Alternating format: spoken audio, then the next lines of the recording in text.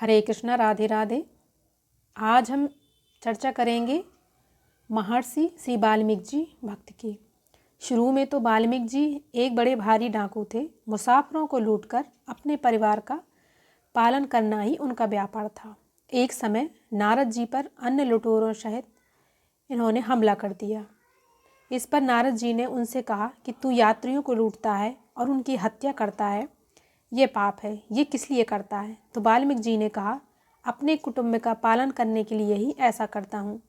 मुनि ने फिर कहा, तेरी समझ में तेरा परिवार भी इस पाप में शामिल है? उन्होंने उत्तर दिया, क्यों नहीं।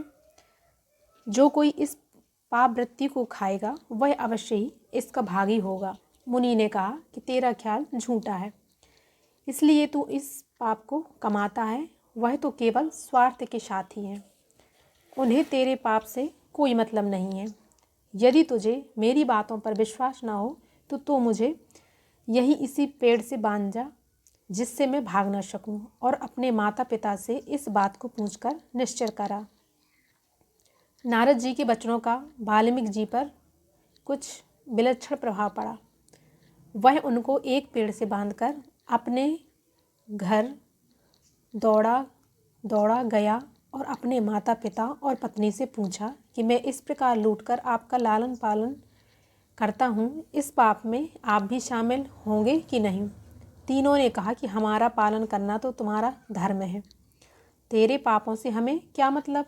तू अच्छे कर्म करके धन क्यों नहीं कमाता? वाल्मीकि जी के हृदय में यह बात सुनकर चेत हुआ और वह दौड़े हुए मुनि के पास आ जाते हैं।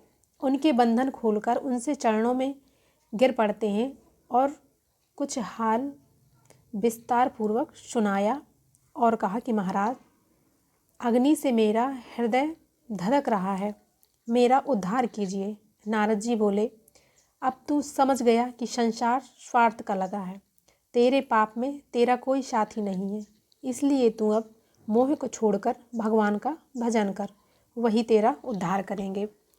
तो वाल्मीकि जी ने कहा कि हे राजन, भजन करना सिखाइए। मुनि ने कहा कि केवल राम मंत्र का अखंड जप कर, इसी से तेरा उद्धार होगा।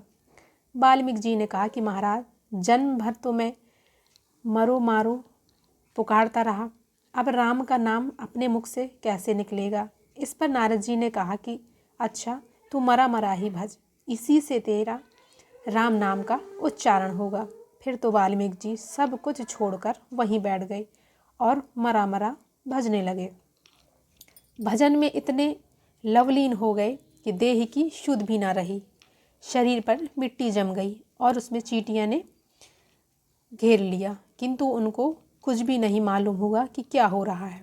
आखिर अनेकों वर्षों बाद वेदवाणी हुई, ऋषि उठो, जागृत हो। उसने उत्तर दिया कि मैं तो डाकू हूँ, लुटेरा हूँ, मैं ऋषि नहीं हूँ। फिर आवाज़ आई कि आप अब डाकू नहीं हैं, अब आपने अखंड नाम जप से अपने समस्त पाप नष्ट कर लिए हैं, अब आप ऋषि वाल्मीकि जी के नाम से प्रसिद्ध होंगे। इसके बाद महर्षि जी ने रामायण की रचना की, जो बड़े प्रेम भाव से पढ़ी जाती है। इनका आश्रम बड़ा पवित्र था। भगवान बन जाते समय इनके आश्रम में पधारे थे। सीता जी इन्हीं के आश्रम में रही थी।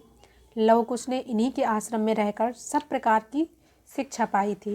इनके आश्रम में हिंसक जंतु भी परस्पर बैर भाव छोड़कर रहते थे। सत्संग से तथा भगवान की भक्ति से डाकू वाल्मीकि जी से महामुनि ऋषि वाल्मीकि जी हो गए।